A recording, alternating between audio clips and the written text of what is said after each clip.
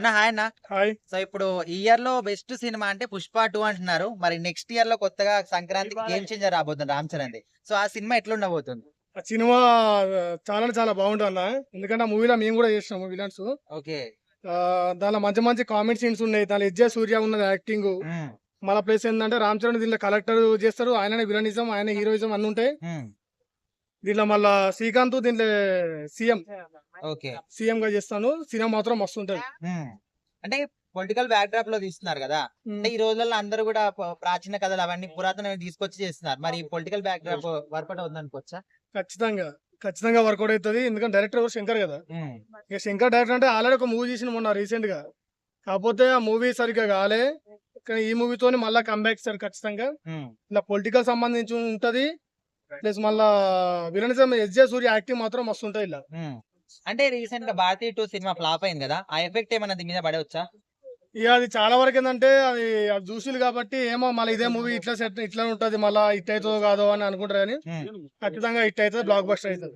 అయితే శంకర్ డైరెక్షన్ గురించి ఆల్మోస్ట్ అందరికీ తెలుసు. ఆయన ఎంత మంచి డైరెక్షన్ చేస్తాడో. అండ్ ఇక్కడ రామ్ చరణ్ గ్లోబల్ స్టార్. మరి వీళ్ళిద్దరి కాంబినేషన్ ఎట్లా ఉండబోతది? సార్ బ్లాక్ బస్టర్ ఖచ్చితంగా చెప్తున్నా కదా, పక్క బ్లాక్ బస్టర్. పుష్ప 2 కు సమానంగా ఈక్వల్ అవుతుంది. హ్మ్. ఎందుకంటే మెగా అభిమానులు ఎవరు కూడా ఊరుకోరు అసలే. హ్మ్. ఖచ్చితంగా రామ్ చరణ్ అన్నకు ఖచ్చితంగా సపోర్ట్ మరి ఇస్తారు. సంక్రాంతి వరిలో 3 సినిమాలు ఉన్నాయి కదా! బాలకృష్ణ గారిది 'డాకు మహారాజ్' ఉంది. ఆ, అండ్ వెంకటేష్ గారిది 'సంక్రాంతికి వస్తున్నామని'. మరి ఈ 3 సినిమాల్లో ఏది హైప్ గా అయితుండొచ్చు? ఆ, రామ్ చరణ్ బాలయ్య. హ్మ్. బాలయ్య పక్క వస్తుంది అది. ఆహా! అది మామూలు విషయం. అది హ్మ్. కారు ఈడ దెంగుతే ఆడ పోయి పడాలి అది.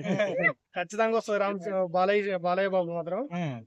ఆ, ఇక వెంకటేష్ మూవీ అంటే మనకి అంత ఇక అది నార్మల్. హ్మ్. అయితే ఈ సినిమాలో విలన్ గా చేసామంటున్నారు కదా! సో ఎట్లా ఉండే జర్నీ అంతా కూడా? మాదైతే దగ్గర దగ్గర మేము షూటింగ్ చేసినప్పుడు శంషాబాద్ లో జరిగింది ఇది. హ్మ్. శంషాబాద్ ఎయిర్పోర్ట్ లో దగ్గర ఏంది అది ఒక మొత్తం అది ఉంటుంది, అది కాలిపోతుంది. రామ్ చరణ్ దగ్గర కలెక్టర్ ఆయన వస్తాడు. హ్మ్. దీనిలో కమెడియన్ వచ్చేసి సునీల్. ఓకే. ఆయన సునీల్ యాక్టింగ్ బాగుంటది. ఇక్కడ షార్ట్స్ వచ్చి ఆడ దిగి లోపలికి గుర్తు అంటారు, మొత్తం జనాలందరూ బయటకు వస్తుంటారు. హ్మ్. దీని దగ్గర ఫారెన్ వాళ్ళని ఎక్కువ తీసుకున్నారు దీంట్లో. ఓకే. మొత్తం ఫారెన్ లో షూటింగ్లు మంచి మంచి జరిగినాయి. హ్మ్. సినిమా మాత్రం హైలైట్ ఉంటది ఖచ్చితంగా. హ్మ్. సో బ్లాక్ బస్టర్ కావాలని కోరుకుంటున్నా. సో మొత్తానికి సంక్రాంతి అమ్మ మొగుడు అనుకోవచ్చా రామ్ చరణ్? ఖచ్చితంగా ఆ! ఇక మనం మొత్తానికి పోతే మనం ఏం చేయలేము.